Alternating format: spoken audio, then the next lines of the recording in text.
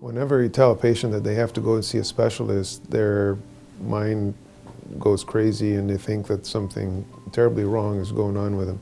And I can reassure you that I would say that the majority of our patients don't necessarily need a procedure. They might just need to modify their habits, or we can tweak some medications or do some little things, minor procedures that can go a long way. I would tell patients that if you're referred to a vascular surgeon, it's not necessarily the end of the world or like a bad diagnosis, not at all. I think a lot of the times some of the referring doctors are not quite sure of what the problem is.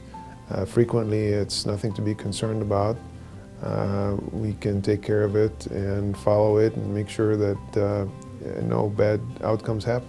Vascular surgeons typically have a very long-term relationship with patients because once the patient is diagnosed with vascular disease, they're going to need to have follow-up.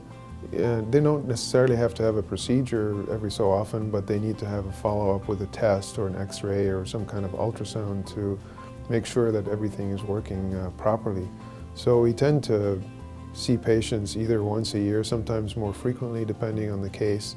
And as I mentioned before, we developed a long-term relationship, and a lot of our patients look forward to their visit with us. Most of the time it's to alleviate their anxiety and to reassure them that they're on the right path and that everything that needs to be done is being done appropriately.